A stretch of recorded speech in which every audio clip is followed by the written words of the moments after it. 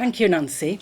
Hello, everyone. Welcome to our webinar today from the Research and Thought Leadership Group at Cambridge Assessment English. Today, we are talking about speaking at B2 level.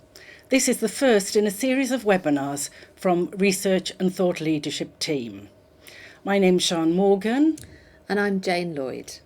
We both work in the Research and Thought Leadership Group of Cambridge Assessment English, and we're going to be your hosts for this session. Today, we are going to talk about learner self-assessment, and in particular, we'll be showing you how you can help learners assess their own speaking performance. You may already be using self-assessment techniques in the classroom with your students. If so, we hope that the webinar will give you some fresh ideas. We hope that you will be inspired to try out the activity we're going to show you today, which is simple but very effective. Before we begin, we have a question for you. We'd like you to tell us whether you use self-assessment techniques with your own students. Please look at the poll we have set up in the live chat. Choose the answer which describes how often you ask your students to assess their own speaking. Is it A, every week, B, once a term, C, not regularly, or D, never? Please choose the letter that you think, A, B, C, or D. The question again is, how often do you use self-assessment techniques with your students to assess their speaking? The options again are A, every week, B, once a term, C, not regularly, or D, never.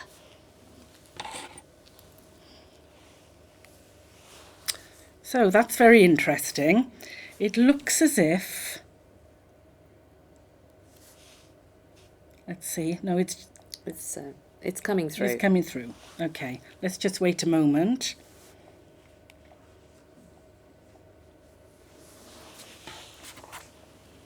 Okay, it looks as if most of you at the moment, 45%, don't use self-assessment regularly, whereas 28% of you use it every week and 19% once a term. Okay. Just a small proportion of you, 9%, say that you never use it. Okay, so we've got a mixed audience here. Some of you are already using self-assessment regularly, whereas others are yet to experiment with it. We hope that today's webinar will encourage you to experiment. Okay, today we're going to tell you about a self-assessment speaking activity I carried out with a group of students I taught a couple of years ago. Since then, a number of teachers have tried it and found it very useful. The students who did the activity were young adults of different nationalities. Their general language ability was around intermediate level, about B2 on the CEFR. Of course, this doesn't mean that they were all B2 level in speaking. Some were less strong in speaking, but better in writing, for example. Before doing the activity, I used classroom discussions to get the students thinking about some speaking criteria. These familiarisation sessions were brief, interactive, and frequently repeated. They took place during lessons over 2 weeks. Once the students were familiar with the speaking criteria, I asked them to do the following task at home, using their smartphones to record themselves. First, they recorded a short talk in which they had to give advice to other students. Then they listened to their talk. And then, using the speaking criteria, they decided on ways they could improve their talk and voice recorded their decisions. Finally, they recorded the talk again, trying to incorporate these improvements. At the end of the task, they had 3 recordings. The first attempt at the talk, their recorded reflections and intended improvements, and their second attempt of the talk. They emailed me the voice recordings and I transcribed them to see what changes they had made. In the first classroom discussion, I asked my students to think about the components of speaking that contribute to successful performance. They made notes and shared ideas with their partners. Through a process of group discussion, we then compiled a list of criteria together. So here's a question for you to think about and answer. What do you think the learners said were the components of speaking that contribute to successful performance? Write your ideas in the chat box. Here's the question again. What did the learners say were the most important components of speaking that contribute to a successful performance?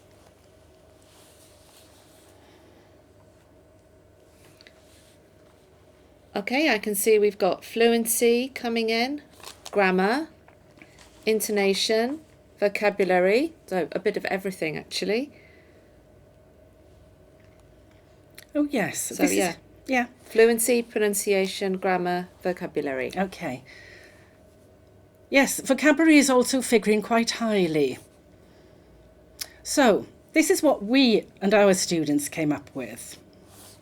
As you can see, grammar was one of the most important criteria and everybody recognised this. Interestingly, a lot of students focused on the correctness or accuracy of grammar use, but none of them considered range of grammar. None of them thought about how many different grammatical structures they could use to get their meaning across.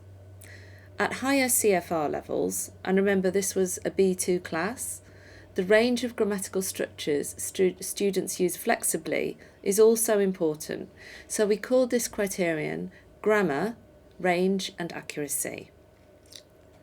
As many of you noted, vocabulary is another important component of successful speaking. We need a range of vocabulary to express the content or the message that we want to convey. In this B2 class, we decided to include not only the range of vocabulary, that is, how many different words students can use, but also their appropriacy. For example, if we're talking in a formal situation, such as a work interview, we need to use a more formal register.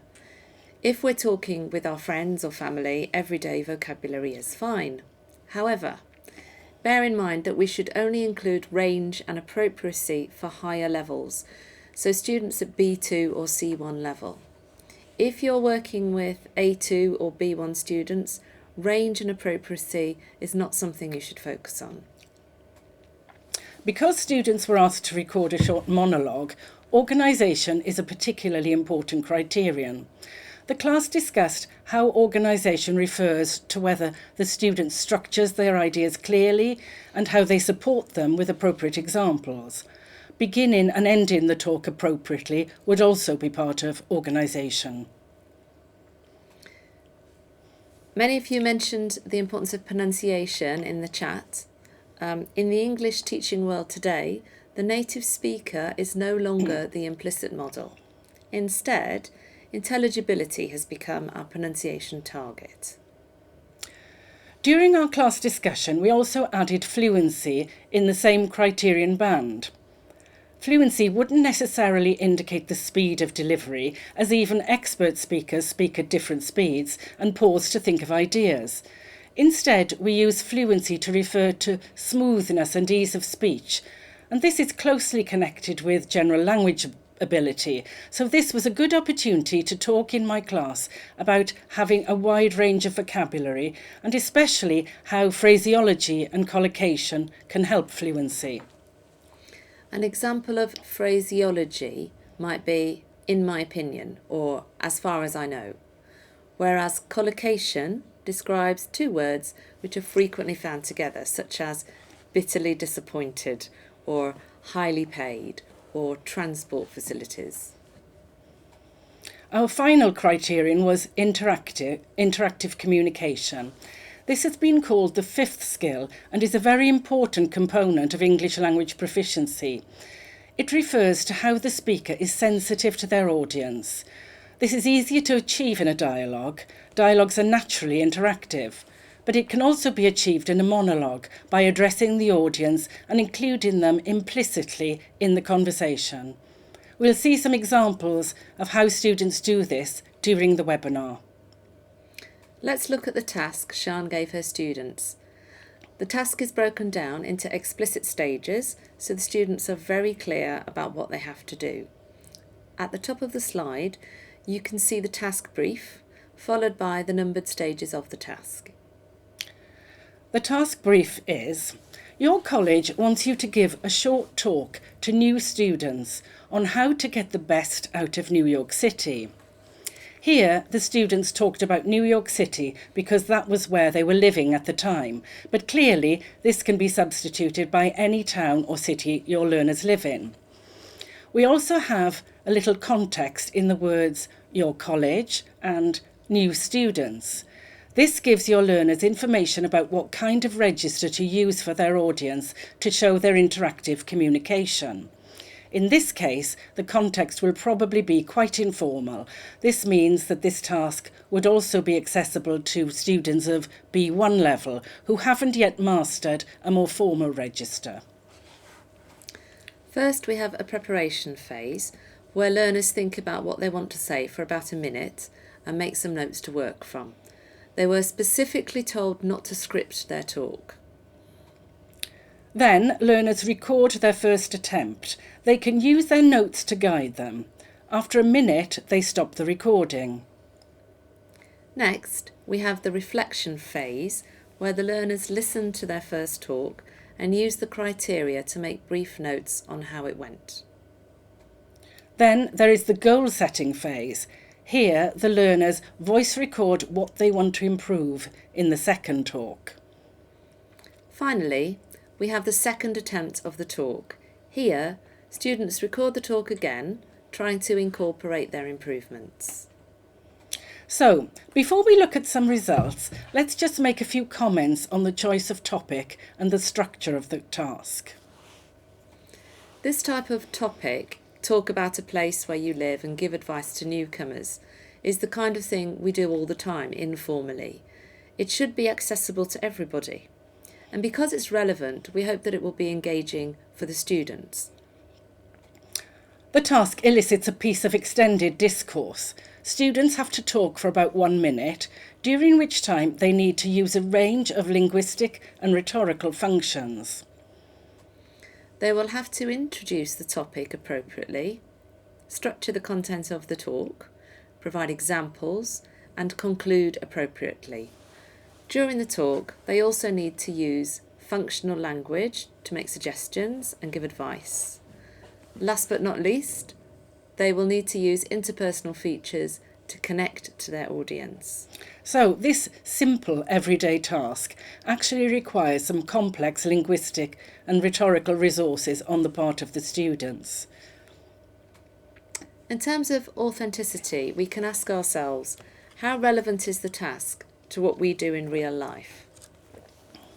Well, speaking for a minute is actually something we often do in our everyday lives.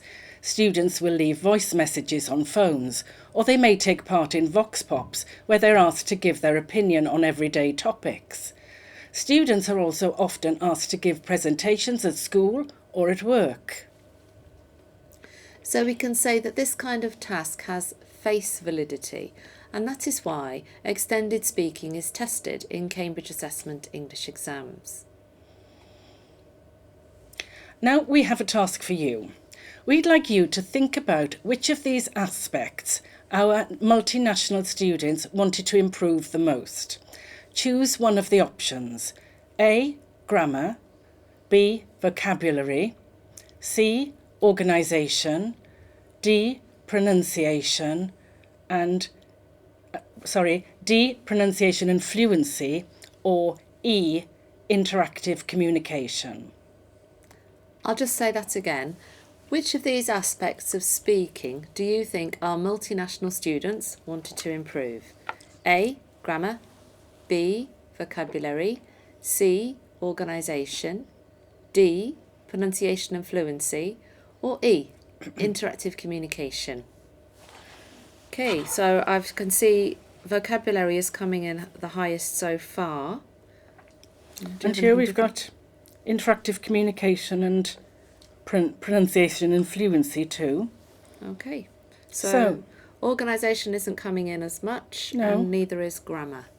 In fact, the highest scoring so far is pronunciation and fluency, according to our listeners today. So, what did the students focus on? Here are some comments I selected from my students' reflections. First, we have Lindsay, who is concerned about her grammatical accuracy.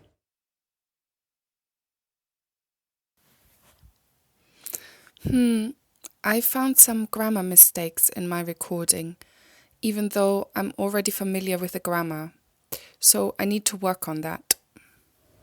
In fact, Lindsay used a wide range of grammatical structures, so it would be natural for her to make a few mistakes when being so ambitious. But she wants to improve and eliminate errors even when attempting complex language. The student in our second example, Helen, focuses on vocabulary range. She notices that she has repeated the same words.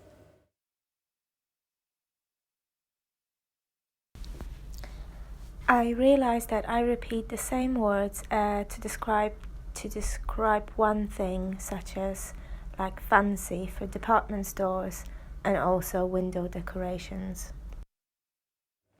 Hallie, in our third example, identifies fluency as a problem that she wants to eliminate.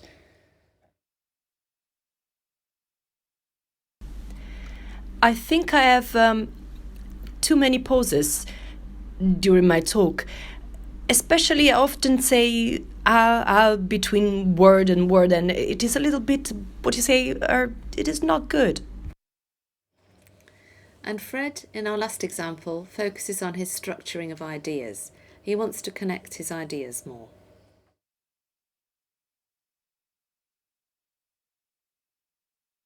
I think I have to connect more my phrases between them, that I have like a line when I'm talking. I'm gonna try to do this in the second voice recording. So the improvements identified by the learners covered a wide range of different areas. These are just a few examples of how discussing and sharing the speaking criteria enabled the students to be more critical of their own speaking and set their own goals. Now we're going to show you before and after examples of how one student assessed her own speaking performance and how she decided to improve it. We'll see which aspects of her speaking performance she focused on and analyse the changes that she made. Let's look at Juliana's first attempt at the task.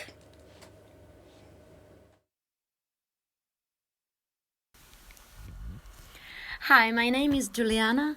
I've been living in New York for 18 months, so I think I can give you some tips for New York. I think the first thing that you need to visit is Central Park, because it's a place that is very important for the New Yorkers actually. And you can do many things in Central Park, such as go and walk around the park, and you can see a lot of green things, and you can enjoy a beautiful thing. Just lay down on the ground and that's it.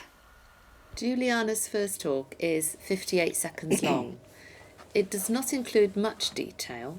She overuses and as a connector in the last couple of lines, and she concludes a little suddenly.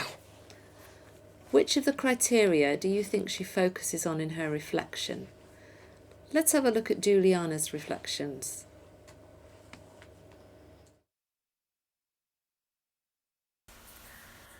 The first audio was not so good because I think I could have increased my vocabulary and I could have organized information better with the beginning, the middle and the end. Organizing better these ideas. And I could have used connectors. That could make the speaking more fluently, I guess. Well, you can see that Juliana is very good at using the past conditional. Shall we see if she manages to incorporate her changes into her second talk?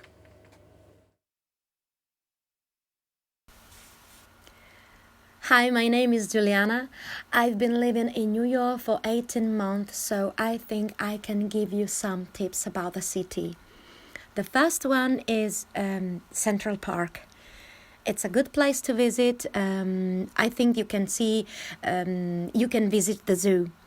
The price, it's really cheap, and you can see a lot of animal, and it's really fun.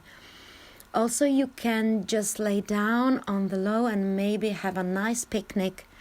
You can buy some food and groceries around the park, and then you can go to this part of Central Park and just lay down and enjoy. But I think that the best part of visit Central Park, it's because you can just appreciate the view, that it's amazing, and you have to know that Central Park, it's a good place. It's very important for the New Yorkers. So I hope you enjoy it. So, here you can see both of Juliana's talks side by side. Both talks are also on the handout we sent, which you downloaded at the start of the webinar.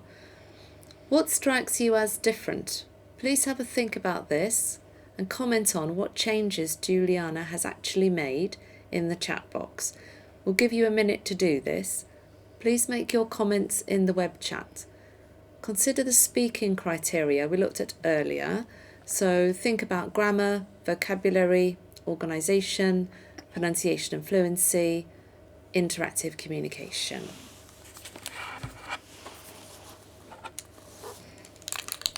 Okay, so I've got cohesion, organisation, connectors coming in. More detail, people are saying. Vocabulary. Discourse management. Yeah, a lot of things around organisation coming up in the chat now. Here are some of the improvements that we noticed. Firstly, Juliana has added content by giving more detailed examples, and some of you commented on this. And so she gives these detailed examples and comments on them. You can see some examples here. You can visit the zoo, you can see a lot of animals, and it's really fun. You can lay down on the lawn and maybe have a nice picnic and enjoy. You can just appreciate the view. It's amazing. Secondly, by adding content and thinking more about what detail she wants to give, she has increased her vocabulary to include, for example, more precise lexis, such as zoo, animals, lawn, picnic, groceries, appreciate the view. In contrast, her first attempt had several examples of imprecise vocabulary. She said, do many things, green things, a beautiful thing. There is also an example of avoiding repetition when she refers to New York as the city in her second attempt rather than repeating the name. Juliana has also reorganised her content by moving the phrase Central Park is very important to New Yorkers from near the beginning to near the end, so it stands as a final comment, and her second talk concludes more smoothly than her first one. She also uses a more interpersonal conclusion in her revised talk. So that's it becomes, so I hope you enjoy it, which creates more engagement with the listener and improves her interactive communication as she starts and finishes with a direct comment to the listener. In terms of fluency, she adds simple connectors such as also, but, because, so, and maybe, and generates about 70 more words in total. We can see from this simple activity that by giving Juliana information on success criteria, she is better able to assess her own performance. She was able to set short-term goals and improve her speaking in many different areas. She also improved in other ways that she didn't necessarily include in her reflection. This kind of deliberate practice can be incorporated into a learning programme so that learners can begin to take charge of their own learning. We have included an example of another student, Martina, on your handout. I encourage you to read through this after the session. She's an interesting learner and managed to improve her talk considerably. We analysed the students' reflections and performances and have put together a brief summary of what we found. All of the speaking criteria that we identified with students were covered in the learner reflections, except for grammatical range and interactive communication. While all of the students wanted to improve their accuracy, only Martina decided to extend her range of grammatical resources and vocabulary in order to improve her register. She was a particularly strong student, so this ambition reflects her higher level. Although none of these students explicitly decided to work on interactive communication, many of them actually did improve this in their second talk. The majority of the learners focused on improving content, organisation and vocabulary in their reflections. Through this kind of self-assessment and deliberate practice, students will be able to take small incremental steps to improve their speaking, and this is an activity that they can continue independently without the teacher necessarily being involved. Even though the learners focused on specific criteria in their recordings of their reflections and what they wanted to improve, there were also a few surprises when it came to analysing their second attempts at the talk. Many learners realised that a feature that was missing from their first attempt was cohesion and made a decision to add some linkers and cohesive devices to improve their flow. However, others did this incidentally, as well as adding more interpersonal features such as references to the listener and engaging directly with them. As I just mentioned, one student, Martina, systematically integrated both grammatical and vocabulary changes that she focused on in her reflection, but this was quite unusual. Yes, in fact, not all of the students implemented their decisions when it came to the second attempt at the talk. So, Jane, why is it important to share assessment criteria in this way with learners? Well, we've seen how sharing the criteria with students gives them technical information about the components of speaking performance. This enables them to improve their speaking through deliberate practice. Indeed, educational research has identified the following benefits of sharing criteria. The speaking criteria and the skills they represent can be used as learning goals, as we have seen in the exercise we've described today. Secondly, sharing the criteria develops an awareness in the learner of a gap between their current and desired performance. If learners are given the opportunity to see and understand the criteria, they will notice the gap, which otherwise they would be unaware of. This lack of understanding can cause frustration as learners feel they aren't making the progress they would like to. Also, having an awareness of the criteria increases transparency and fairness. Learners can see that the marks they are awarded for a particular task are not arbitrary. Another aspect to consider is that it focuses the learner's attention on the criteria rather than on the grade, and may lead to deeper understanding of what they need to do to improve their performance. Learner autonomy and agency are increased by using this approach, as learners see that they have control over their own possible improvement. And finally, sharing the assessment criteria with learners can develop positive attitudes to lifelong learning, as having an awareness of language features can give learners a real focus on their future development. So here's another question for you to consider. How can we as teachers help our learners to understand the speaking assessment criteria? Type any ideas you have or any strategies you have tried with your students into the box. I'll just repeat the question for you. How can we as teachers help our learners to understand the speaking assessment criteria? What do you think? Type your ideas in the chat box now.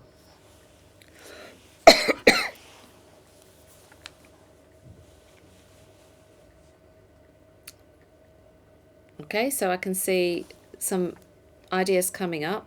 Help them to develop their motivation, give them examples, peer assessment, practice it with the students.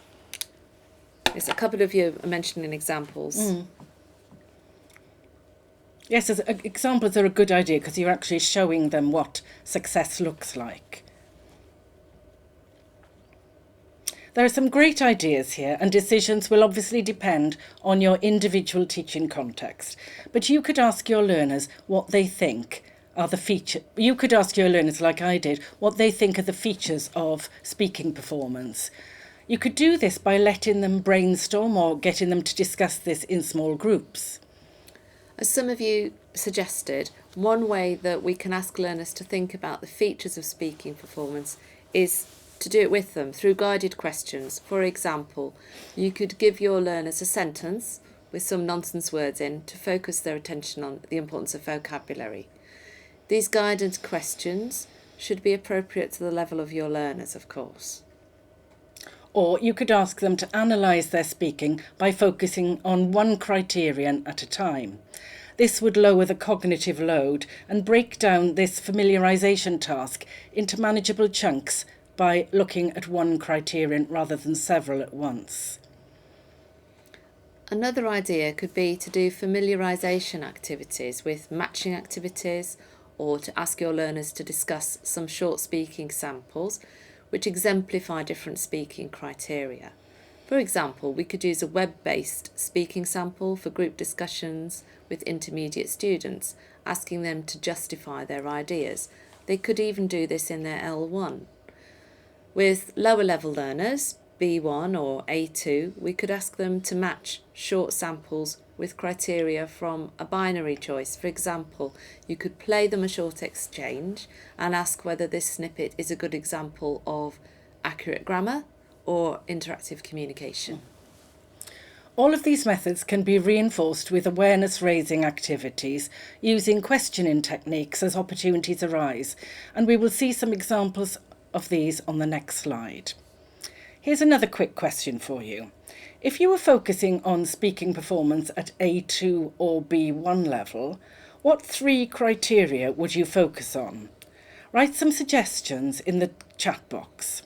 Here's the question again. If you were focusing on speaking performance with an A2 or B1 level, what 3 speaking criteria would you focus on?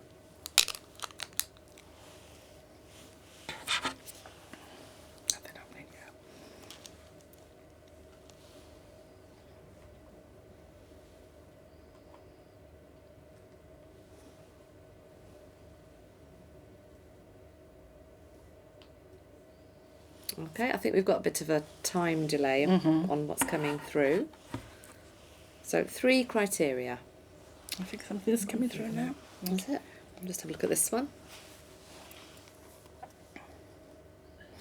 Okay, one of you said intelligibility. Somebody said vocabulary, fluency, grammar, vocabulary and structure, interaction. So you've chosen what you think are the most important criteria, perhaps for your context. For lower level learners with limited English language resources, we might decide to limit them to 2 or 2 simple criteria, such as the meaning communicated, are they intelligible, and are they reasonably accurate? Whatever level the students are, they can often focus on the assessment criteria which are most appropriate at their level. To promote deeper learning, awareness raising of criteria needs to be ongoing and cyclical rather than administered in just one session. One way we can achieve this is by seizing the opportunity when it arises in the classroom to ask questions focusing on the speaking criteria. You are all teachers and have plenty of questioning techniques at your disposal. Here are just a few examples of some questions you could ask to highlight speaking criteria. For example, in a lesson where students are doing a speaking activity and the focus is on giving advice, you could ask your learners, can anyone remember what phrase Maria used to give advice? What other ways can you think of giving advice? This example encourages learners to listen carefully to each other and notice different aspects of their peers speaking. In this case, the focus is on language in use to give advice and interactive communication. Or in this example, you want to focus your learners on some good vocabulary that one student used. So you might ask, can you notice any other vocabulary Pietro used that is connected with this subject? Here, learners are encouraged to focus on vocabulary range and learn to classify vocabulary into semantic fields. And here, the focus is on grammatical accuracy, particularly a tense that you have just practiced with your learners. So the question could be, did you notice how Stefan used the present perfect correctly there?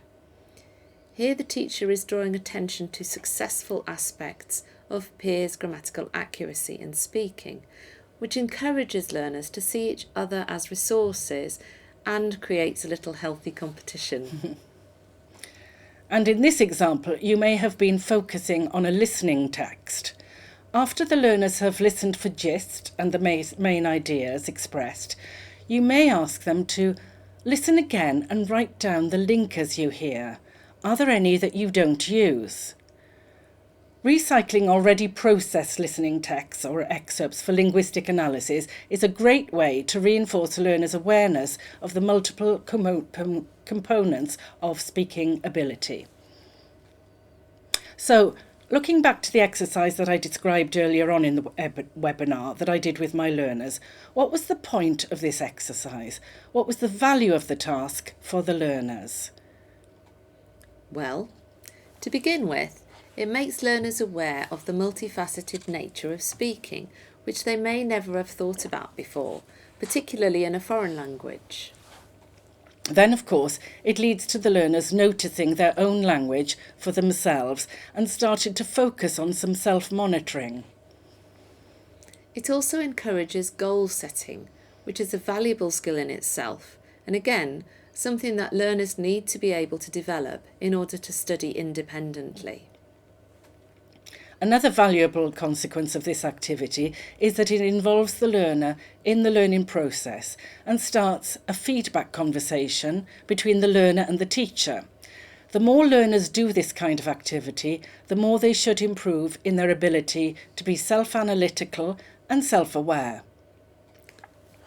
The activity also provides concrete evidence of current and improved performance, as the recordings provide valuable data for both learners and teachers. And finally, and perhaps most importantly, learners take responsibility for both present and future learning. Sharing criteria with learners is an integral part of learning-oriented assessment, in which the learner is placed at the heart of learning. As Jones and Saville state, giving learners explicit criteria for successful completion of a task is critical for developing the ability to self-assess and is essential for effective learning. Will this activity be suitable for your own learners? You may need to take a number of factors into consideration. First of all, speaking fluency is one factor to consider. This particular task is suitable for B1 speakers and above. However, it could be adapted for lower level learners by reducing talking time or simplifying the task. Reflections could be made in the student's first language. Clearly, cultural traditions will affect the degree of fluency of the learner. Some cultures are naturally more chatty than others. However, this may be a way for students to practice privately and develop more fluency. The personality of the learner is another factor. This kind of communicative task naturally favours extroverts. Again, this activity may help quieter students to practice and develop fluency. Students are more likely to be successful if they are engaged in the task and topic, so it's important to find tasks which motivate them. The more familiar students are with the task, the more confident they become at doing it. Practice makes perfect. Let's spend the last few minutes of the session reviewing what we've presented and what we've discussed. So the main focus of our webinar was to present a self-assessment activity for learners to improve in speaking skills at B2 level. The activity consisted of 4 stages. The learners recorded a short talk, they listened to their talk, they recorded what they thought they would like to improve based on some speaking criteria, and they recorded their talk again. The results of the activity showed that in most cases, learners' speaking skills improved both in the areas that they focused on themselves and often in other areas incidentally as well. We looked at one case study in detail. We then discussed the importance of sharing assessment criteria with learners and different ways of doing this, and how focusing on the criteria impacts on their present and future learning in a positive way.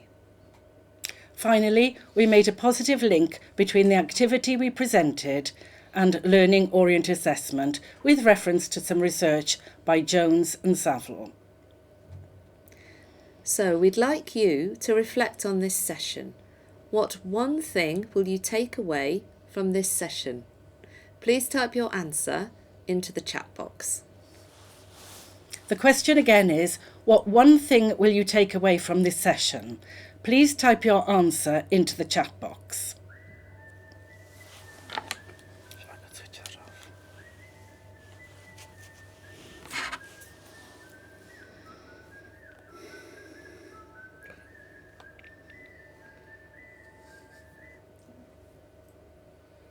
Have you got anything coming up? Oh. Okay, one person has asked, Tatiana Patushenko, I wonder if there are any universal approaches to the vocabulary to be used when speaking at a certain level. For example, off the beaten track is introduced in B2, B1 and even A2 level course books. Thank you. Oh, that's a very interesting comment, Tatiana. And really, I think most course books should tend to be aligned to the CEFR, and if they are, I don't think you would find that at A2 level. So that might be a tip for teachers to carefully consider their choice of course book. Many Cambridge course books are linked to English profile, vocabulary profile, where we actually conduct empirical research into the typical vocabulary used at each CEFR level. So here, that's a pointer, I think, for selecting your course book very carefully. Okay, I've got a couple of things I'm going to comment on. A question from Margarita. Can we get a copy of the presentation? Yes, you can. And cultural traditions versus cultural expectations of new language. Okay. Now Nancy is going to talk to you about some more ways that Cambridge Assessment English can help support you and your learners, but please post any questions you have in the chat box and we'll come back and answer as many as possible in a few minutes. Hi, so we've had some very nice questions coming in. The first one I've got here is, how can you motivate introvert students to do the recording? I think doing this kind of recording in the privacy of their own home might be the least threatening way for introverts to practice their speaking. And then, of course, if they send it to you as the teacher and you agree not to use it in class, that might give them the reassurance that it becomes a private feedback conversation between you and the student. I'd just follow up on that one. My students used to email me sound files as an attachment. They found using the technology was a good motivator. They enjoyed using technology and they liked being in contact individually with the teacher via email, and they would send me cheerful emails telling me how bad their pronunciation was. Okay, and I've had another nice question here from Margot Castro. Is it also possible to do the reflection in groups with a partner? So I think, Margot, what you're asking is, can this be done together with a partner or in small groups? And I would say absolutely yes. I mean, this could be part of the awareness raising phase before the students do their own self-reflection. So if you've got a class that's mature enough to conduct these conversations with each other, I think you might find it a very positive activity, and students can sort of feed off each other's perceptions then. It's a very positive way to learn language by talking about language.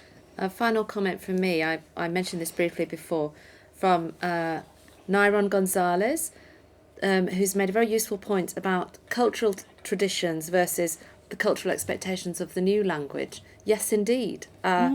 Often there are different expectations in the target language, and I think it's important to remember that learning a new language is not something you learn in a vacuum. It is about taking on a lot of the cultural expectations or cultural mores of the language as well. Even things like body language or this sort of filler type noises, these are all different from one language to another. I used to encourage my students to make more English sounding noises actually, and they sounded a lot more fluent, and it gave them more confidence. They used to say, they all sounded like me, which was a bit spooky, but it did make them feel more confident. And I think, linking on what Jane just said with a question here about some of the students are shy, so what we can do.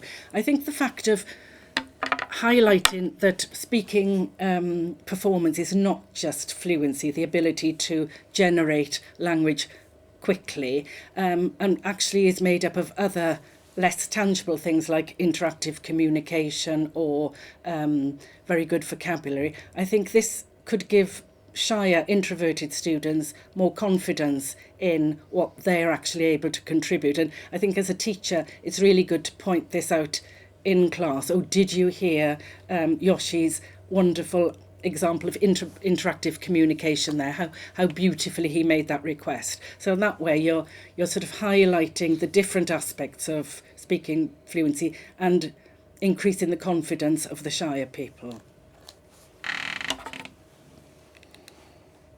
So I think that's all we have time for.